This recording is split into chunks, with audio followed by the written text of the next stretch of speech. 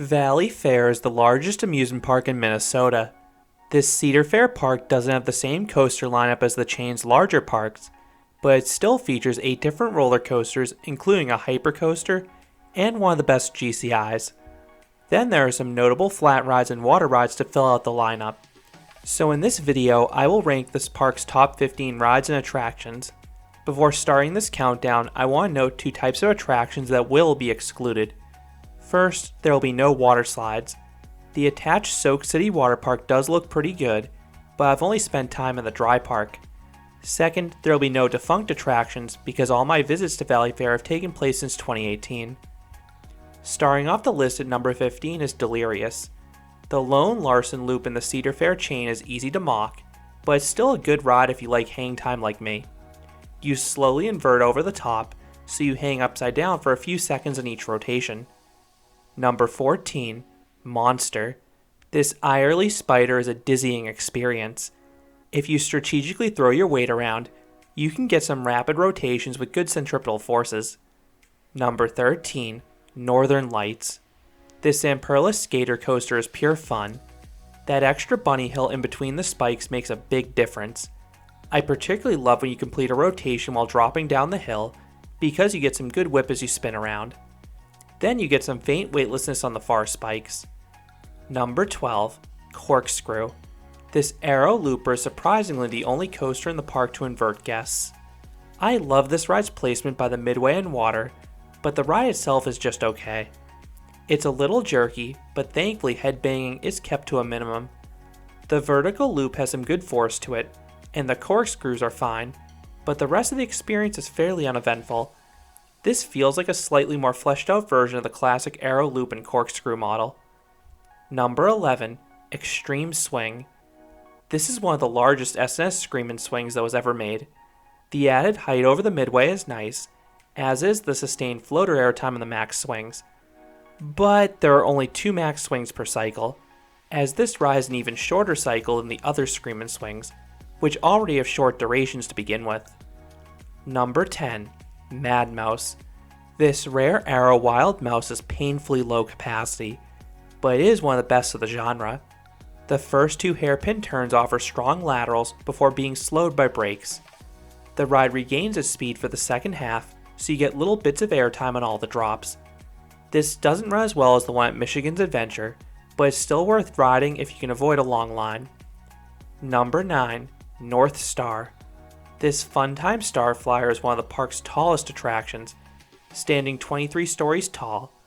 The views of the park and river are fantastic, and along with those visuals, you have some moderately forceful spinning to offer some thrills. And this ride is an epic lighting package at night too. Number 8, Thunder Canyon. This bar engineering river rapids ride is a fairly isolated setting. Half the ride takes place in the woods, while the other half is in a field overlooking Renegade. The layout is solid too, as there are a handful of rapids, including 2 soakers. Then the ride also features drenching waterfalls, and odds are at least one of them will hit you. The ride also used to have the most powerful water guns I had ever seen on a ride, as they were strong enough to remove glasses. The biggest downside with this attraction is that the water unfortunately reeks. Number 7, Power Tower. This is a solid drop tower from S&S. For one, it's massive. This one stands 275 feet or 84 meters tall, so you get an equally as awesome view as North Star. The Space Shot side blasts you up, but I prefer the Turbo Drop side. The drop isn't the most intense, but it does give a quick burst of airtime at the start, followed by a minor stomach dropping sensation. This is about as wild as most S&S Turbo Drops, but this one just has that extra heightened view. Number 6, High Roller. This classic wood coaster doesn't carry much speed through the layout, but it does have some nice airtime moments. Most hills give smaller bits of airtime, but a few of the hills, particularly the giant camelback on the outward run and the final bunny hill, both are capable of delivering ejector pops. This ride is reasonably smooth in all rows, which makes it easy to appreciate the classic layout. Number 5, Excalibur. This is a weird arrow creation. This coaster uses the track and trains of a mine train, but it has a speedy figure 8 layout with some airtime moments rivaling a hypercoaster. The first drop is trimmed, but once you clear the brakes, those in back get a delayed and violent ejector airtime burst. The ride then blazes through its short layout, which also includes this upward spiral into an S-hill that offers another strong ejector moment.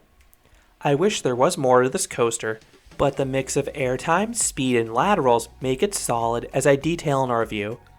And thankfully the ride isn't super rough, you just have some bumps in the valleys and turns. Number 4, Ripcord.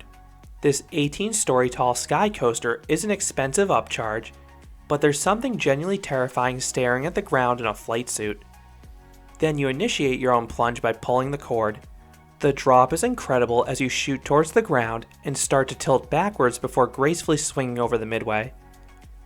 This drop is better than most drop towers.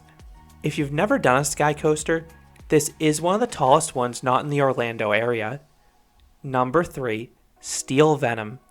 This is the best intimate impulse coaster out there. This one has the usual launches, which are particularly potent in reverse as you feel yourself pulled backwards. But the spikes are the stars. You get blasted with positive G's at the bases, and then you get several seconds of weightlessness on both the twisted and straight spikes. Last but not least, you have a holding brake which defies gravity. There's something unnatural coming to a stop staring at the ground, only to have your body fall into the restraint before the drop continues as you go back to the station. Number 2, Wild Thing. The original coaster from Morgan was the first of 3 hypercoasters that Cedar Fair purchased from the now defunct manufacturer. While Wild Thing may be one of the worst hypercoasters out there, it is still a fun ride with some redeeming qualities. The first drop gives nice floater airtime in the back, and then the second hill is one of the most sustained airtime moments in the world. It offers roughly 5 straight seconds of airtime.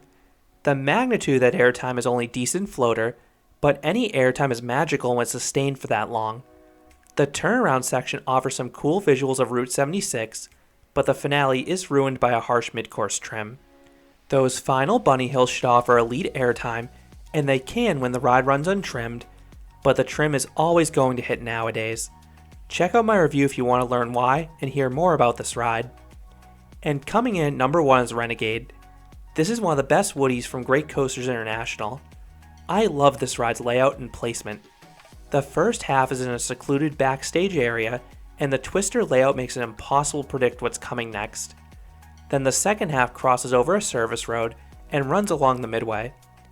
Renegade holds its speed well start to finish and offers some nice forces too. I love the sustained floater airtime on the straight hills. It's rare to get sustained airtime like this on a GCI, but I love it. Then the entries and exits to the turnarounds offer the quick airtime pops the company is better known for. There are some fun turns as well, and the ride tracks reasonably well. It does have a shimmy at points, but the cushioned trains can absorb that without any issue. I have an entire review on this coaster, but it's the main reason coaster enthusiasts will want to and should visit Valleyfair. So those are my top 15 rides and attractions at Valleyfair.